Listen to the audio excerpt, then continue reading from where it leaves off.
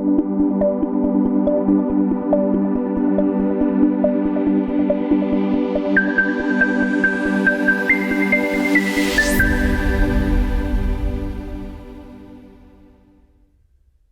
à tous. Alors, merci pour l'invitation, David et Blockchain HEC.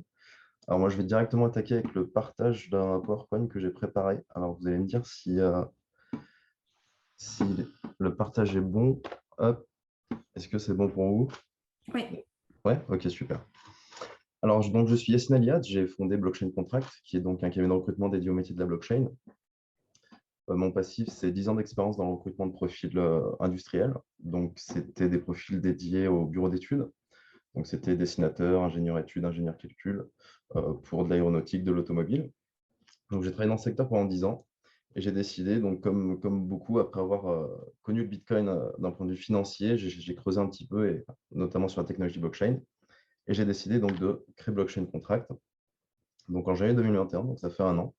Donc, je travaille avec des sociétés de type startup, mais PME, dans différents secteurs d'activité qui sont la R&D. Donc, quand je parle R&D, c'est vraiment de la R&D blockchain, des NFT, de l'e-sport, de l'industrie. Donc, les différents talents ou profils, entre guillemets, que je vais approcher, que je vais recruter, c'est des autodidactes jusqu'aux doctorants, comme Carolina a pu parler de doctorants. Donc, ces talents, majoritairement, notamment les développeurs blockchain, sont autodidactes. C'est des personnes qui se forment via des bouquins, via des formations en ligne.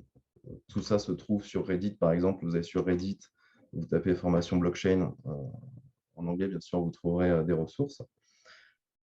Ce que j'ai pu voir aussi pendant cette première année, ça a été aussi la place de plus en plus importante des doctorants, notamment dans les core teams, puisque ce sont des chercheurs en informatique qui vont vraiment être au cœur des blockchains avec le développement de protocoles.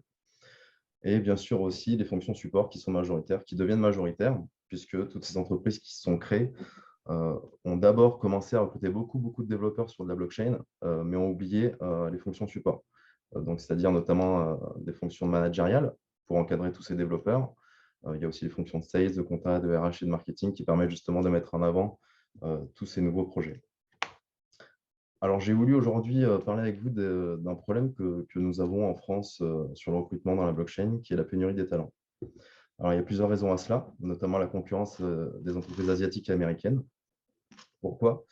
Tout simplement car elles ont de l'avance vis-à-vis des projets français. Les investissements dans ces pays-là ont été rapides sur la blockchain. C'est une technologie qui a été rapidement adoptée. Le Covid a accéléré l'adoption du télétravail. Et bien sûr, du fait de ces investissements rapides à l'étranger, elles sont aujourd'hui en capacité de proposer des salaires 2 à 3 fois supérieurs à ce que nous pouvons proposer en France. Et elles ont aussi un levier qui est la rémunération en crypto-monnaie, qui se fait assez peu en France, mais qui permet justement, voilà, de débaucher les talents français. Donc voilà, les plus gros leviers pour moi, enfin les plus gros leviers, les plus gros atouts pour ces entreprises étrangères, c'est bien sûr la rémunération qui est 2 à 3 fois supérieure, et aujourd'hui l'adoption du télétravail qui est globale. C'est-à-dire qu'aujourd'hui, vous êtes en Chine, vous embauchez un doctorant par exemple en France, ça ne pose aucun problème pour l'avancée du projet. Donc c'est vraiment ces points-là qui pénalisent les entreprises françaises. Mais j'ai identifié forcément des leviers que les entreprises pourraient mettre en place pour justement garder ces talents. Donc, tout d'abord, il y a un effort financier des entreprises qui est demandé, pas forcément de s'aligner, mais de mieux payer ces talents. Vous verrez par la suite qu'il n'y a pas que les entreprises qui doivent faire un effort, il y a aussi les talents qui doivent faire un effort pour rester en France et supporter ces projets français. Donc, un autre levier pour les entreprises, c'est l'augmentation des investissements dans la blockchain. C'est en train de se mettre en place. On voit avec des entreprises comme Sorar qui lèvent des millions et qui permettent justement d'embaucher, de payer ces talents à des salaires quasiment équivalents à ce qui se fait à l'étranger. Il nous faudra aussi la mise en place d'une législation en termes de rémunération en crypto, ce qui permettrait toujours là d'être concurrent vis-à-vis de ces entreprises étrangères. Les plus que nous avons en France, ce sont des projets pérennes et des contrats en CDI. Aujourd'hui, un talent qui va être approché par une entreprise chinoise ou américaine, on va lui dire voilà, j'ai un projet, j'ai besoin de toi pendant 6 mois, 1 an, et je vais te payer 800K. C'est super, pendant 6 mois, 1 an, vous allez te payer 800K, mais après, on n'a plus besoin de vous, le projet avance sans vous. En France, ce qui est bien, c'est que déjà, vous avez un CDI, donc vous avez la sécurité de l'emploi, et ce sont des projets pérennes. Ça veut dire que vous allez être, si vous le souhaitez, vivre toute la vie du projet et de l'entreprise. Donc, c'est vraiment des atouts qui sont là en France pour les talents.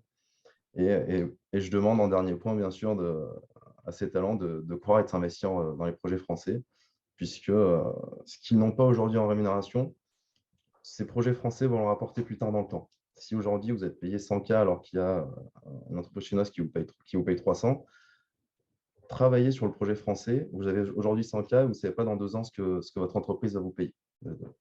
Généralement, il y a des augmentations de salaire et si les projets cartonnent, vous avez le salaire qui va bien.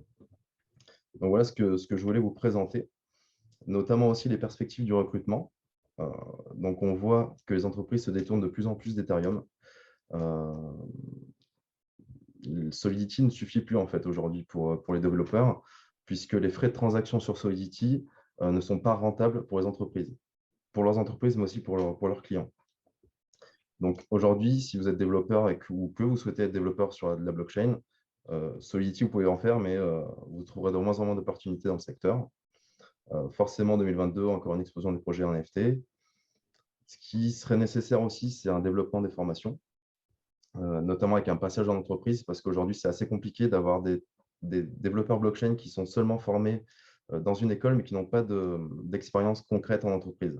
Ça freine un peu les recruteurs dans le recrutement de ces jeunes développeurs. Et bien sûr, on a pu en parler, David, déjà, la création d'un écosystème français blockchain serait l'idéal pour mettre en avant justement la techno en France, la technologie blockchain, valoriser les talents, valoriser les entreprises pour qu'on puisse justement garder tous ces talents en France et éviter qu'ils partent à l'étranger.